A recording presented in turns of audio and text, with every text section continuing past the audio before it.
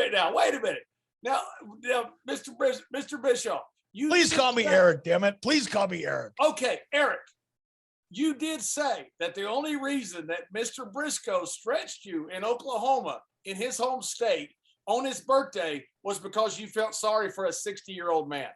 I didn't say that. You're putting words in my mouth.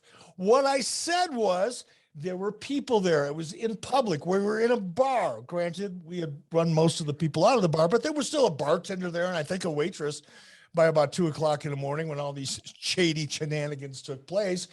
But still, Bruce was there and John Cena was there.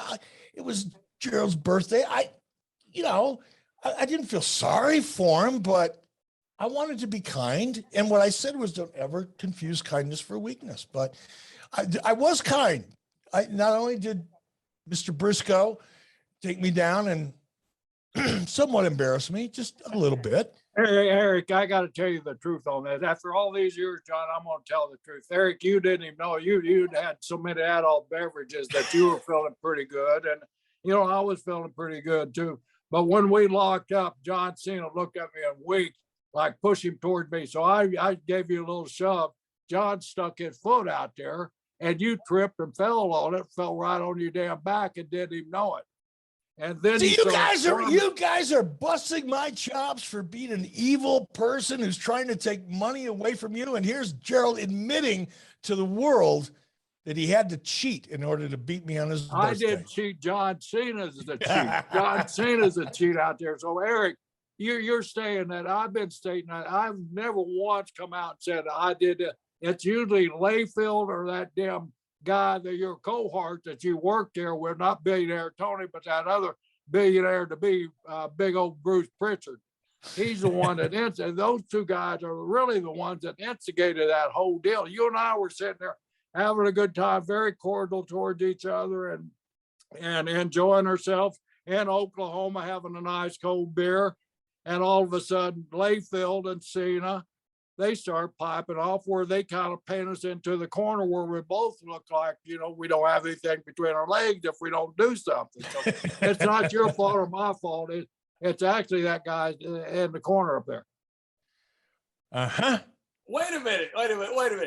I was now there. The truth is coming out and watch that Texas back up, man. I got words for Cena next time I see John Cena.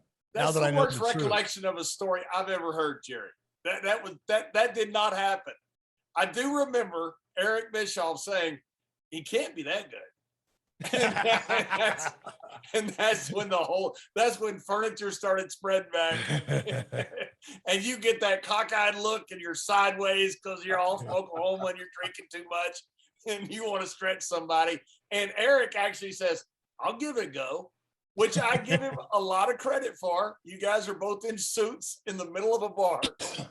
And Eric did give it a go.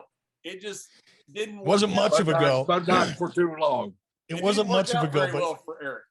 you know what the best part of the story was, and I haven't talked about this to many people, but of course I was out with you guys all. What are we out till 2, 3, whatever it was in the morning? I had to get up early and catch a flight, fly all the way back to Phoenix where I lived at the time.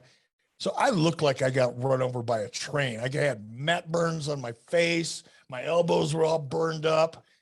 I looked like shit anyway because I was so hungover. My face was swollen the size of a basketball. Eyes were just these little slits, and I had a broken thumb. So I finally get home the next morning. That was from my eyes, believe you. I get home the next day and I walked in the door looking like death warmed over and like I got my ass kicked, which I did. And my wife said, well, how was TV? And I said, TV was all right, but man, hanging out afterwards was a blast. And I went right to bed and slept for 6 hours.